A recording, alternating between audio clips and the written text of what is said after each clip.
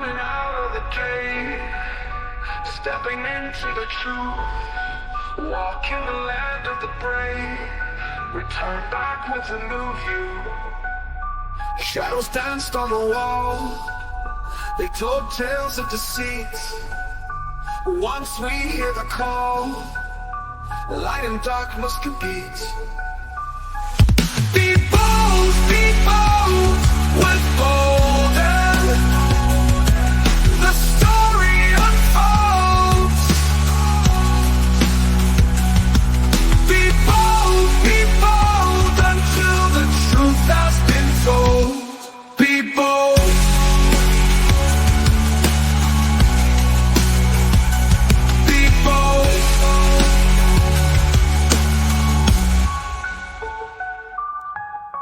All right, it's time to get bold, everybody. Greg Boulden here from Be Bold with Boulden here on the America Emboldened Network. So glad that you're with me. Make sure you go over to rumble.com. It's a place for free speech. Unlike YouTube, you can find America Emboldened directly on Rumble. Make sure you give that a subscription right now. As you're listening to the show or watching the show, we really appreciate the support there. And I'm also rocking the Be Bold merch tonight, as you can see, America Emboldened. So you can get that as well onto our website, goamericaemboldened.com. You can check that all out. But enough of the sales type of stuff.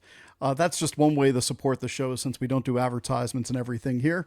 We're just glad that you're here. We're going to be covering a couple different topics tonight. I have thought about the whole India-Pakistan conflict. I've seen the people that have said, well, why does that matter? I'm going to get into that briefly tonight. My friend Steve, he actually had sent me a video, or somebody sent me a video. Actually, I might be accrediting that to the wrong person. A friend of mine sent me this video that I'll be playing here at the top of the show, talking about the Inversion Matrix.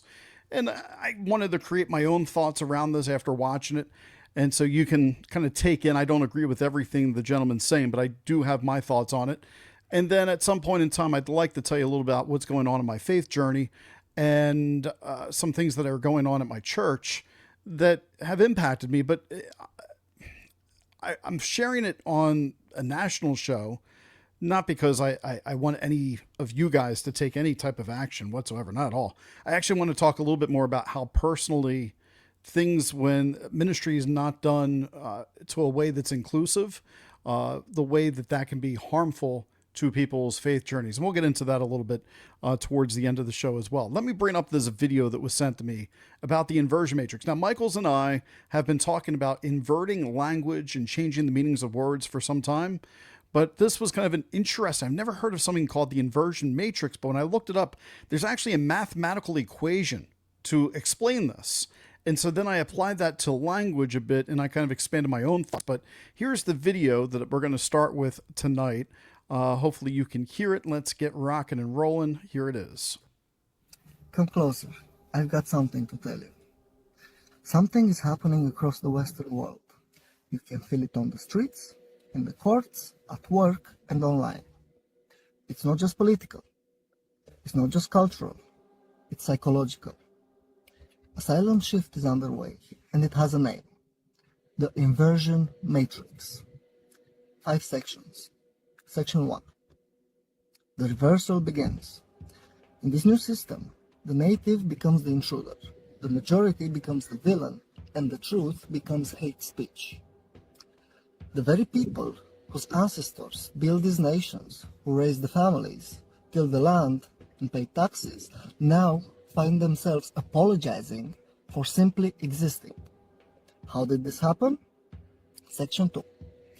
Psychological engineering and guilt programming. It began with psychological engineering.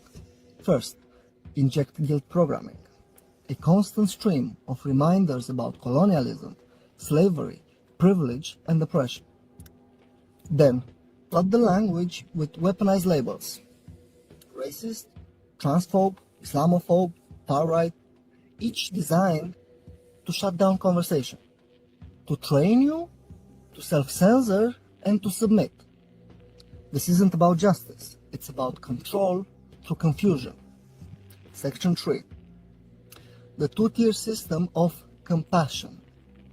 Look around and you'll see it. As a matter of fact, I think that you know it already. Certain groups can gather publicly in the name of religion or pride. Others are fined, silenced, or arrested for praying silently. Crimes by one group are explained away as trauma, misunderstanding, or cultural norms. The same crime committed by someone else, instant outrage, national headlines, and cancellation. We've moved from equal rights to engineered imbalance, from justice for all to justice selectively applied. Section 4. Institutional capture. Every major institution in the Western world has been taken over by the same ideological virus. Schools no longer teach pride in culture, but shame in history. Police now investigate feelings, not felonies. Media filters truth through an ideological lens, where facts are problematic and narratives are sacred. Even churches and temples now bow down to slogans instead of scripture. This is called institutional capture, and it's not accidental. Section 5 is the long game. Divide, demoralize, and replace. But why?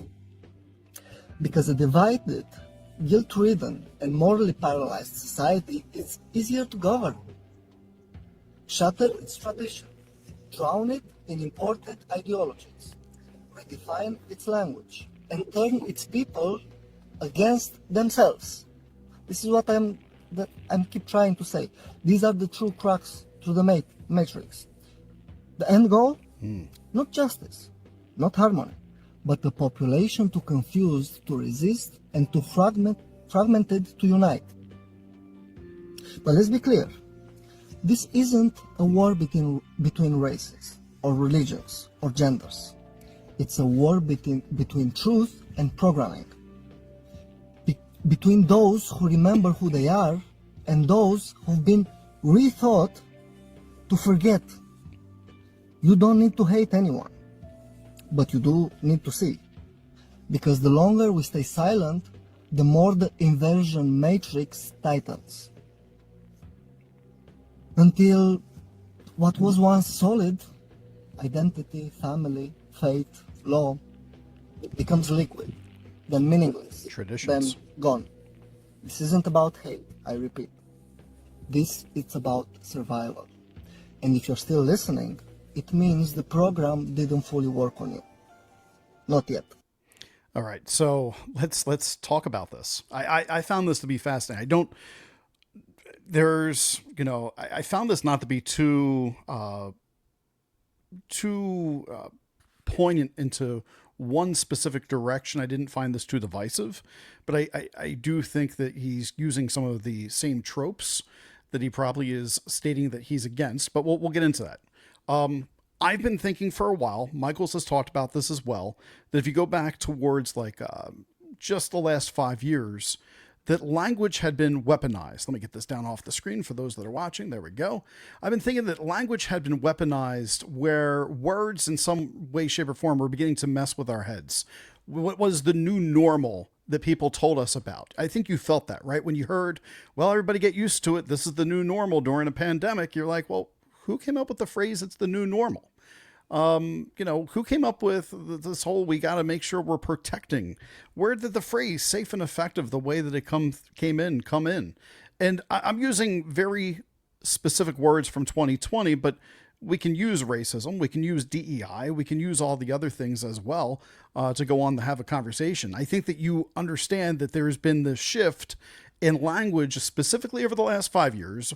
And the world sometimes, for some people that are caught maybe like myself in a little bit more tradition and a little bit more wanting to things to celebrate culture and faith and spirituality as well, the world feels like at times no one's saying that out loud. There's no war going on. There's no guns being held to people's head or tanks, so to speak, rolling through the streets in order to make this happen. The language is simply changing. And both sides of the political sphere are doing that as well. They're playing this game like professionals, and it's because they are professionals. We can go back to Germany during World War II and Leni Riefenstahl, I talk about this, Joseph Goebbels, they perfected propaganda. You can go back to Barack Obama allowing propaganda to be used on American citizens once again. But it's not just America. I'm talking about a world problem right now. The left and the right, they're both at it. They're both flipping words upside down in order to make all of us feel as if, make us feel the way that they want us to feel. It's like a dog whistle or Maslow hierarchy. You know, if you're gone without something, then all of a sudden you hear this, you're trained. And it's the sneaky perspective, the way they do this, because it's everywhere. It's the advertisement culture. And it's very, very, very persuasive. But I think what this guy was pointing out, and the fact that if you made it all the way through, it tells you, and if you're listening to this tonight, you're not helpless at all. We do have the ability to fight back in what this individual is calling the inversion matrix. I'd never heard it that way, but this makes sense to me. I think that calling it out and giving it a name is a way to see through the fog of war, so to speak, of what's happening, a way to basically untangle the lies that the words are telling us and go back to the root part of our brain, not be so emotional, be a little bit more logical. So let's get emboldened, ladies and gentlemen. Let's dive right in and get bold into this conversation. Did you ever notice that there are certain words that when used, they hit different now than they used to?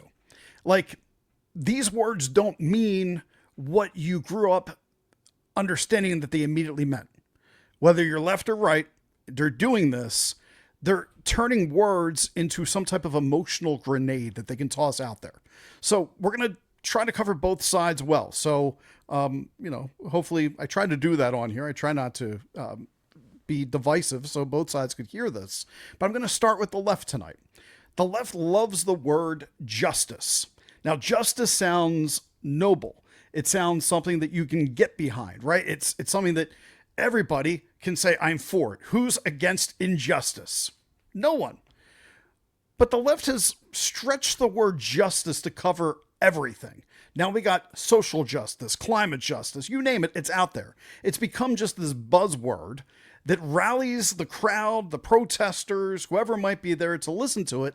And if you go against it, they're trying to make you feel like a jerk if you're going, what exactly does climate justice mean? I'm just kind of curious.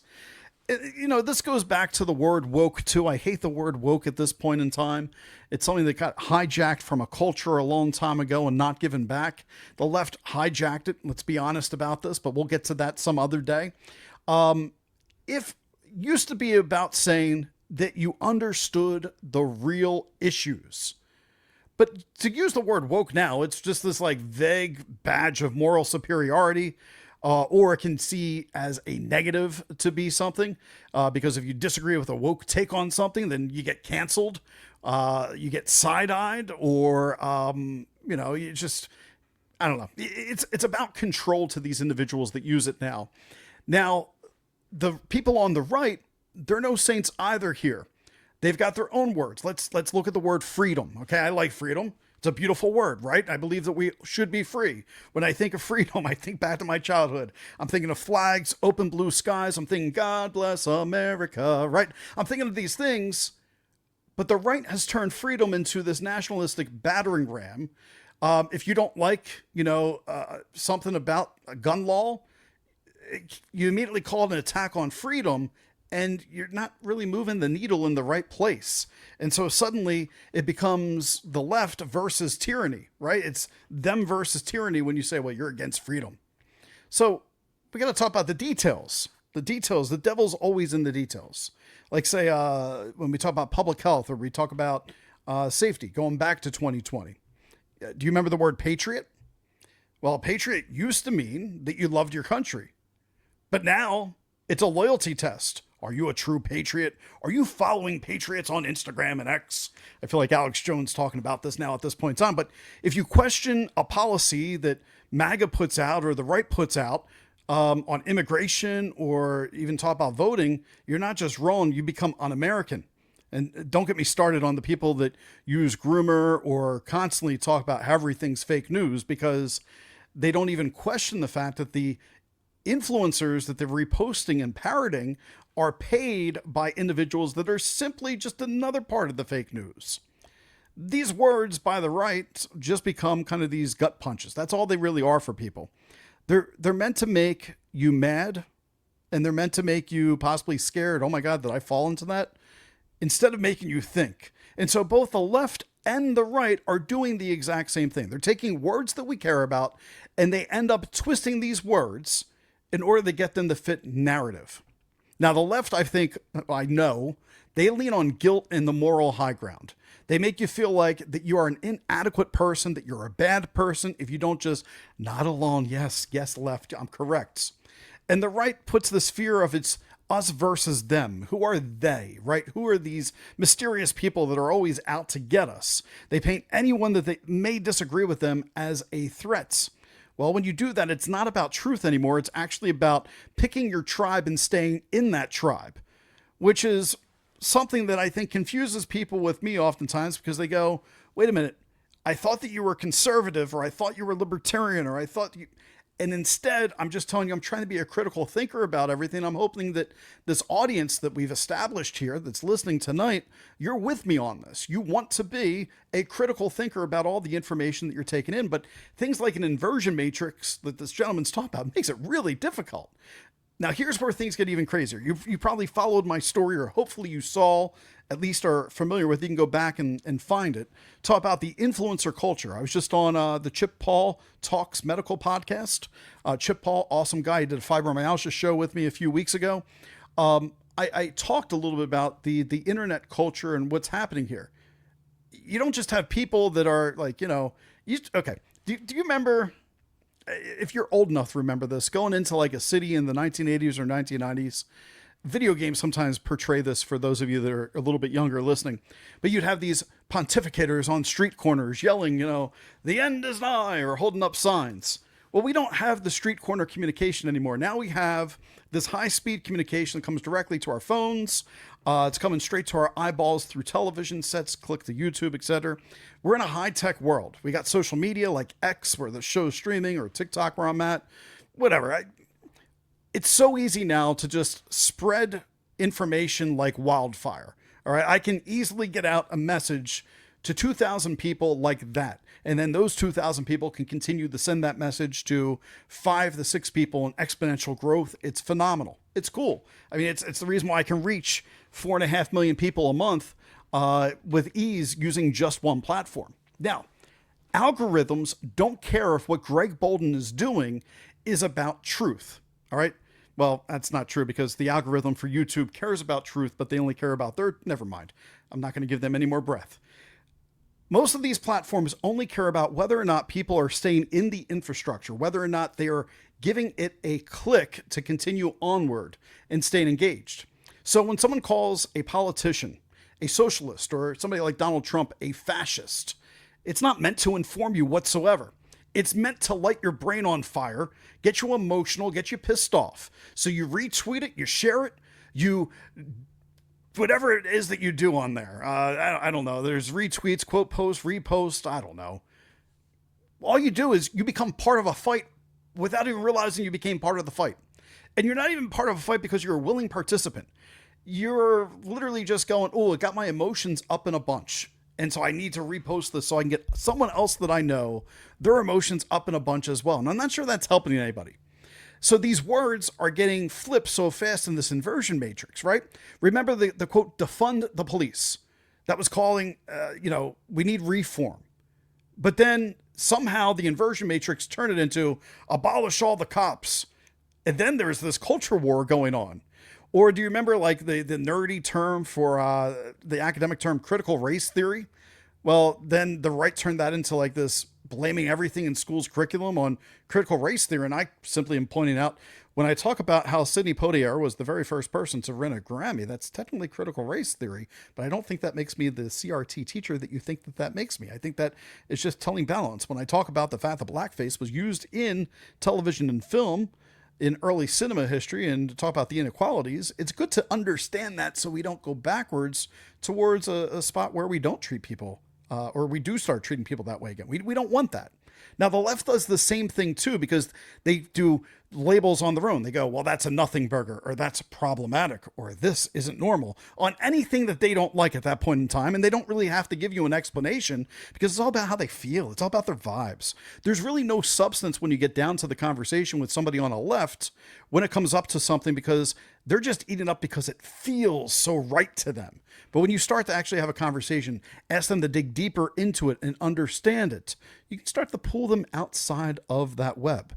And so I think what this person's saying is there's a way outside of this inversion matrix. We don't have to just sit there and take it from either side.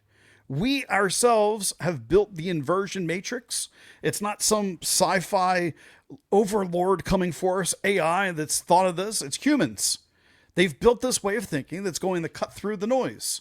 They've built this Swiss Army knife, so to speak, that's a one-size tool that can do everything. It's got the screwdriver, the knife, it's got the scissors, it's got the way to cut your fingernails and all that.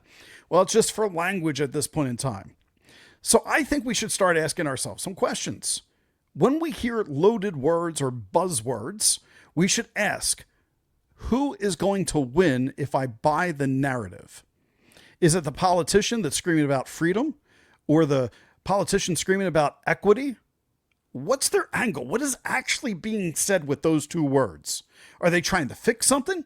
Is it just to get your votes? Is it just to get clicks for more money to come in? Is it just to make you a little bit more pissed off today? Well, I think that we can follow the incentives.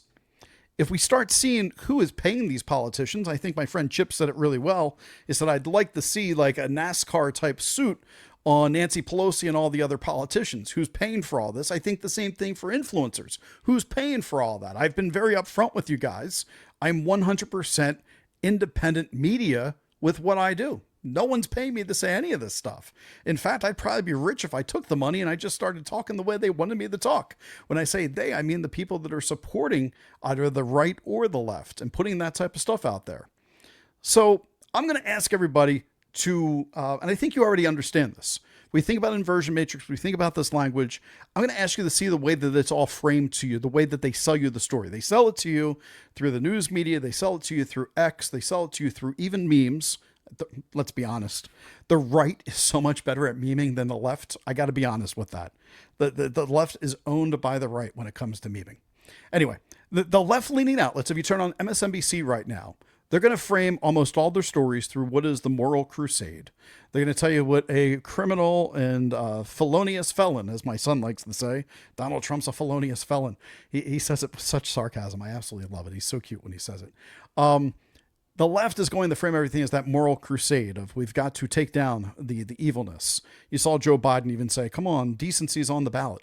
The right-leaning is going to talk about what is the real America. I always think of like G.I. Joe there. I am a real American. I think that was Hulk Hogan, actually. That was his theme song. G.I. Joe is a different song. But anyway, Hulk Hogan, I'm thinking about that. My brain's all over the place, moving quickly, rapidly. So I want to wrap this section up so I can get to my next one. So anyway, neither MSNBC, Fox News, or any of these sides, people are really truly interested in giving you the full picture. They're simply looking at a way to spin a narrative to get you to swallow the narrative, digest the narrative, and hopefully be changed with it. All right. Remember, we become what we consume. If you're worried about how you're going to look, how you're going to feel, you're going to eat more healthy. It's going to help you feel more healthy and not have to rely on a pharmaceuticals life, right? Well, have you thought about your politics in the same way? If everybody's pissed off all the time, that you're consuming through your eyes, your ears, you're going to be pissed off all the time. You're going to get tired of it. I gotta be honest. I've even had moments over the past, multiple moments over the past couple years asking, why do I even cover politics? There's so many people in this sphere already. Why am I wasting breath on it? It's because I'm a little bit different. I'll talk about that when I talk about my faith journey. I don't know how much to talk about India tonight. I'm already up against 24 minutes. Anyway, we'll get into all that. I'm at the point now where I just laugh at all the absurdity. I see AOC with the tears or everything, and I laugh at her because it's the best way to poke fun. I see Donald Trump being insensitive, putting his Pope thing out there, and I laugh about it. I laugh because it feels like we're all in the middle of some type of big movie. It's satire, it's memes. It seems like something that the best stand up comic couldn't even write for us in order to enjoy. So just enjoy the show, but understand you're in a show. And when you have people that are woke or patriots that are telling you that you're not either or, that person has chosen to consume something and that they're ill, and that humor might be the best punchline. It might be the best way to take back the power. Humor is a weapon, so make sure you remember to use it. I also think too many of us have shut our mouths because we're afraid of being canceled. We're afraid of what might come next within something. Sorry, I thought my speaker was echoing here. We're too afraid to speak out. I'm telling you guys, people get put off by me sometimes because I am outspoken. I am opinionated, although I do try to be measured with my opinion, as you hopefully have come to know over the years. I like messy conversations. That Patrick Lencioni talks about, that truly loving your neighbor, truly loving your friends is having the uncomfortable, courageous conversations. Peter McCullough went on to write a book called Courageous Discourse. And I agreed with that because it modeled after Patrick Lencioni what he said. So the left has told everybody, do you remember the safe spaces, right? We need safe spaces in which to talk. We need trigger warnings, right? These are inverted language, all right? And the right, they go with like the libs of TikTok or owning libs. That just shuts down the debate. When you see either or as a safe space, a snowflake, whatever it may be. And what happens when we do that, when we stop actually having conversations, not yelling at one another, but conversations on why do we think the way that we think, we grow. If we stay silent, the people manipulating us, they win. The inversion matrix takes hold. And so I want people to listen to the other side and challenge yourself. And if you can't defend it, then ask yourself, am I speaking the inversion matrix or am I speaking my knowledge? Truth is going to need air in order to have it breathe within the room. So give it some breath. Let it leave you what you know, and listen with ears. You have 2 ears, 1 mouth. Listen twice as much as we speak. I try to practice that, although it's tough when it's just me on a show. That's, I think, really important. And then the last part is, I need this one. Chill before I react. Like, this is that, like, put down the email, wait till the next day. When you hear somebody talk about your privilege, or you see somebody using a word like the R word or groomer or something like that, me personally, I'm just like, come on. There are true groomers out there in the world, and that label belongs only to them, not as an insult. So my blood boils a little bit, and you'll hear why in a few moments when I hear that. You're giving the people exactly what they want when you allow that to happen. Your blood to boil. So breathe, take a breath, and ask yourself this question. Ask yourself, am I still thinking? Or am I just feeling? Emotions can control us. And if we're not thinking and we're feeling, then the logical part of our brain has left. So with the inversion matrix, don't let the influencers hack your brain. All right. The world is being shaped by this right now. The left's pushing this vision of progress, democracy, so you can feel like you're on some type of guilt trip if you don't buy in. And the right selling security tradition, people have called it Christian nationalism. But that can turn into fear mongering as well, real quick. Look, it's going to be fascism here in the United States or totalitarian here. Both sides want you to pick their team because there's billions of dollars aligned to you picking their team. They want you to stop asking questions. They want you just to go along with the language that they picked. And they're counting on you to go along with the language. But the inversion matrix recognized, and I think this guy was on to something. I think that this is how we end up pushing back. I think it makes us more curious once we understand it. It helps us make us a little bit more sharp once we hear the words. And it lets no one should be writing your reality in the world.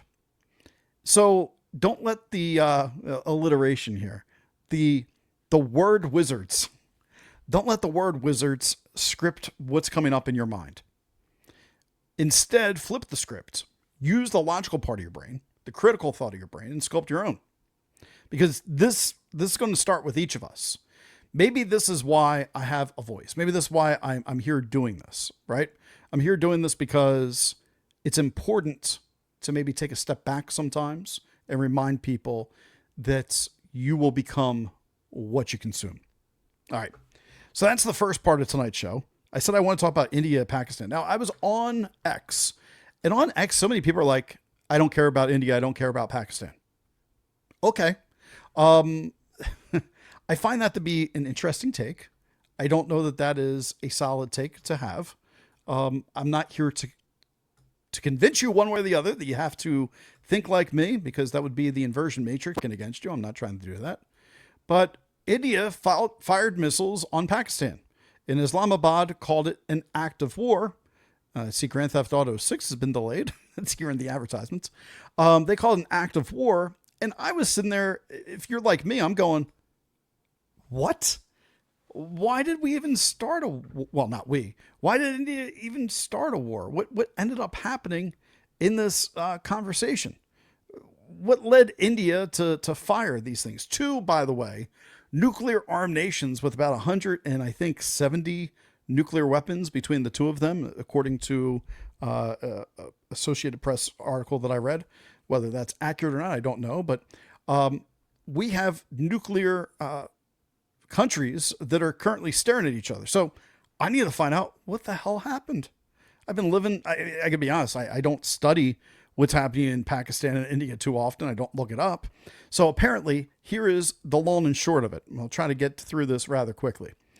April 22nd, all right, there was a group of terrorists that attacked near a place called, and I don't even know if I'm saying this right, Pahalgam.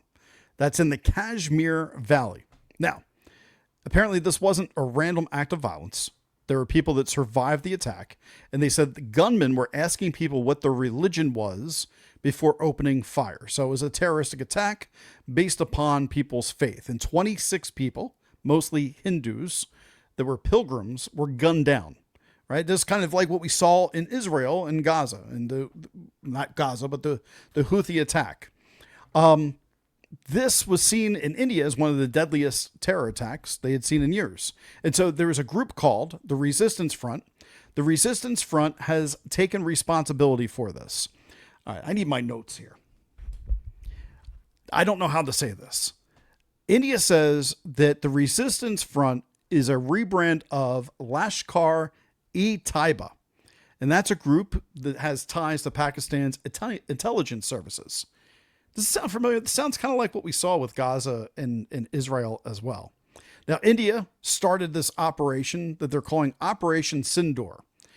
Apparently, I had no idea, but they kicked out all the Pakistani diplomats first. That was the first thing that they did. And after they did that, they suspended all their visa services. And then they warned the world that it wasn't just a terror attack what they saw happen. It was an act of war. So then we see what happened yesterday that people saw all over social media, the strikes. And so on May 6th, India responded. They launched a coordinated military operation in Pakistan's Punjab province. They used fighter jets, long-range missiles. They used precision targets, and they hit 9 locations that they said were terror hubs.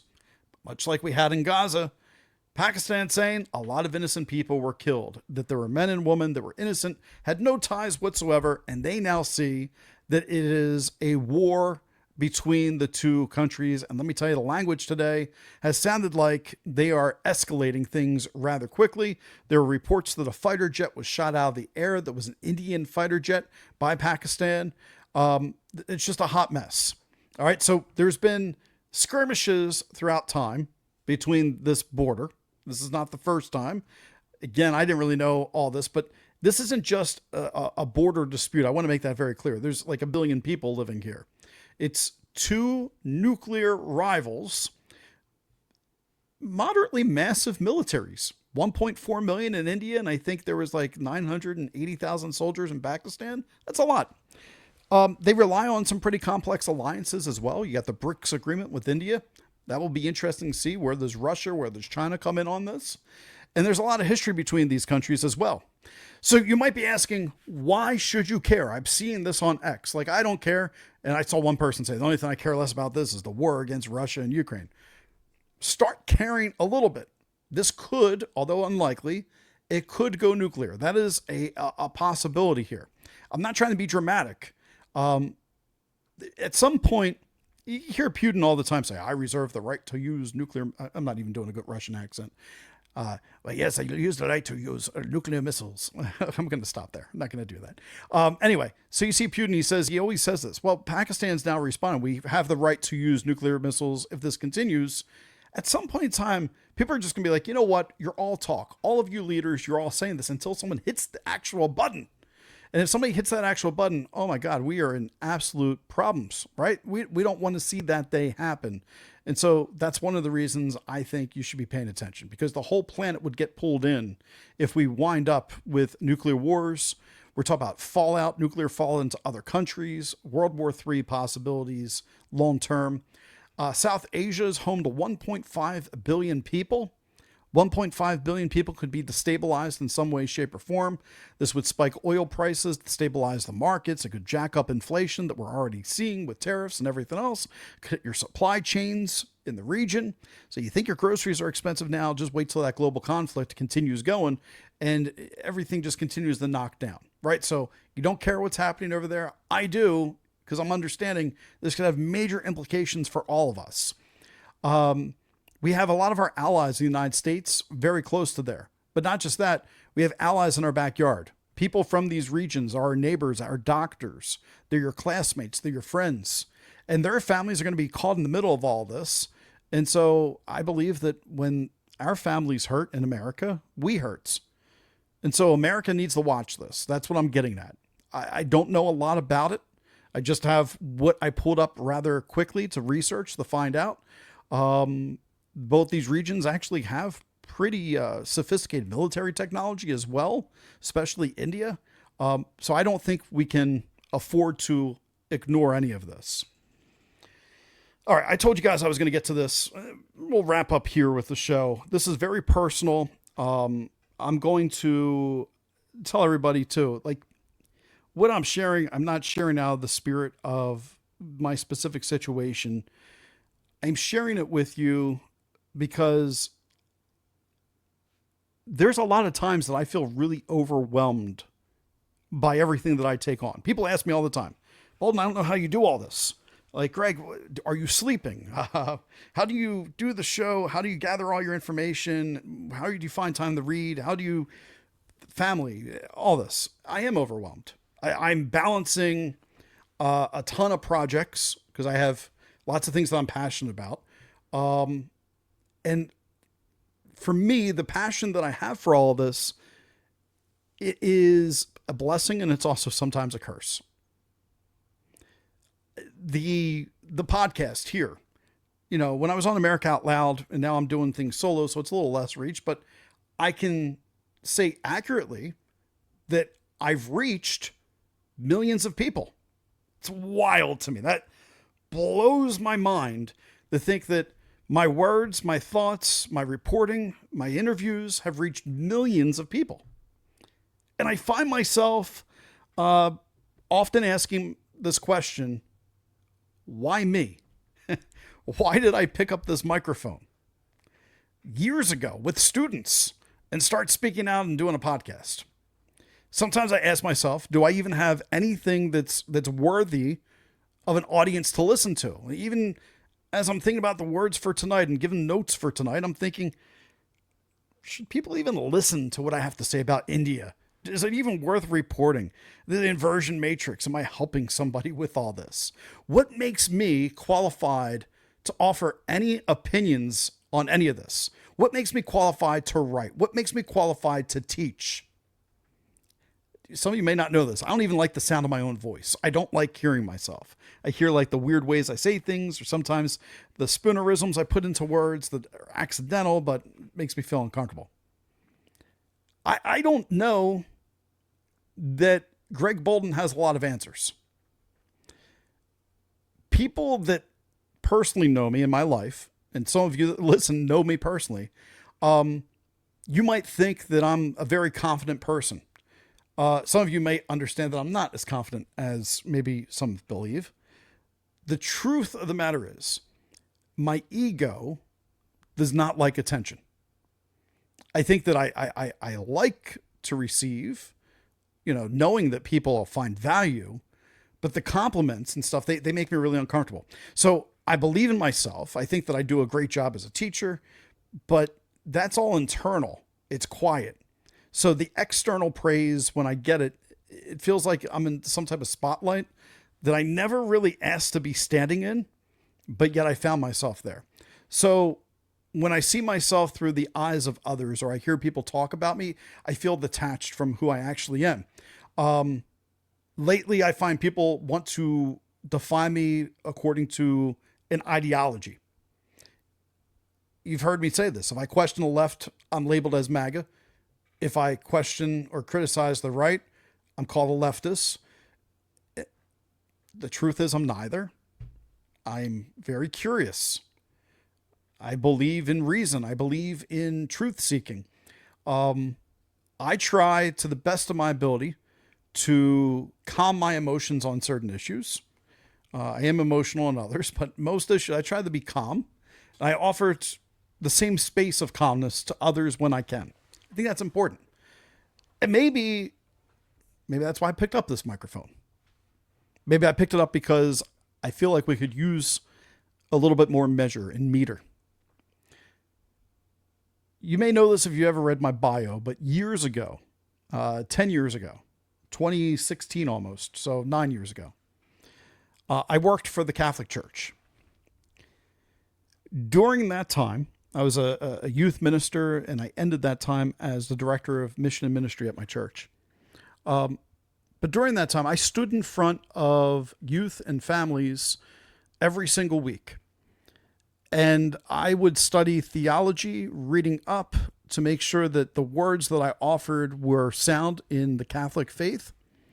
But oftentimes, I got to be honest with you, the most oftentimes that I felt attached in ministry, and the most profound moments in my ministry with people, they weren't from the theological doctrine that I found, but they were from the compassion that I found with people. So when a teenager had came to me at one point and said, "Hey, Boulden, I'm not sure I can be a Catholic and be homosexual." I was like, "I didn't know you were gay." Okay. Well, at that moment, I didn't want to speak for the church. I wanted to speak to them, to who they are. And in that, I oftentimes would seek wisdom from others. I would seek wisdom from, this priest that I found was able to break down away from church doctrine and just be compassionate about who somebody was. I found some hope in Pope Francis's words. And then I watched as he too was attacked for being too liberal for the church. Meanwhile, I'm like, he's walking with people. Now, the church, like all institutions, it's made of really imperfect people. I remember this Father Melnick, awesome homilist at one point in time. He reminded all of us, in the midst of an abuse scandal in our diocese, that even Jesus, who picked 12, picked Judas, and that we're surrounded by flawed disciples, some of which those disciples have done grave harm within our church communities. Now, I don't ever share this except for the people very, very close with me. But it's part of my truth of who I am as an individual in faith, that I struggle to attend Mass. It's not because I've lost my faith. It's because of what I experienced within my faith. I mean, I'm recording tonight's show because I got to go take my daughter to her soccer practice night. So when you're listening to this, I'm not live, but I can tell you what I'll be doing. I've either just wrapped up praying the rosary, or I'll be praying a rosary as I walk around the track. And during that time, I'm going to pray for you, the listeners. I'm going to pray for my family. I'm going to pray for my friends. And I'm going to continue to pray for the church, not the institution, but I'm praying for the greater spiritual body of the church. Now, why don't I go to church on Sundays? Why do I have trouble? When I sit in the pews, I get horrible anxiety. I get anxiety about things that I can't really unsee at this point in my life. I will be in a church building thinking about the teenagers who died while I was a youth minister.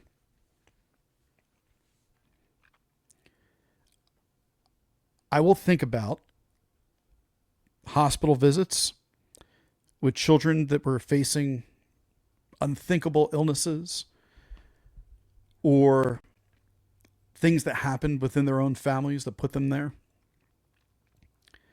When I walk into a church at times, I think about the abuse scandals, the things that I witnessed unfold, priests that were named that I personally knew that covered things up. And some of those names abused some of the people that I care about.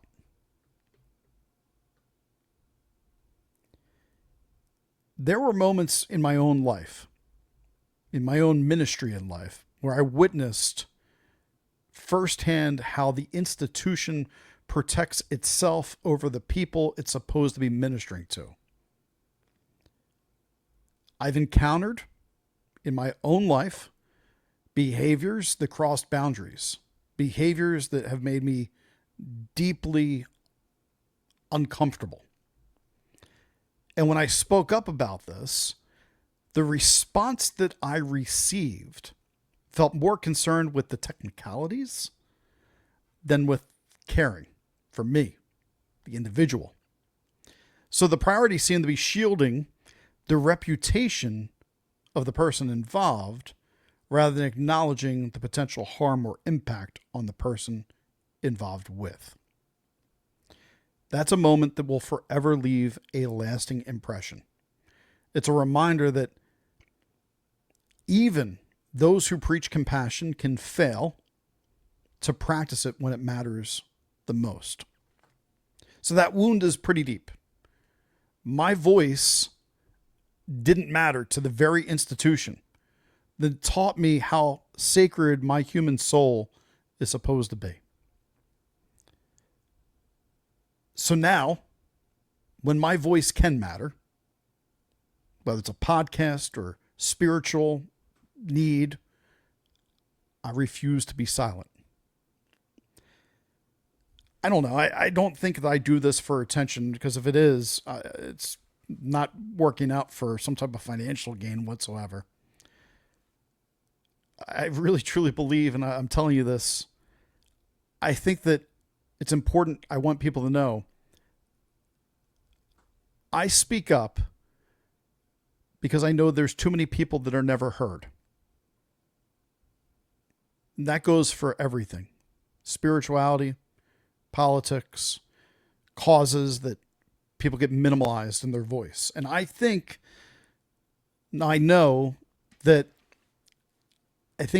that I have this responsibility for this microphone right here, not for my ego, but for what is absolutely right and just.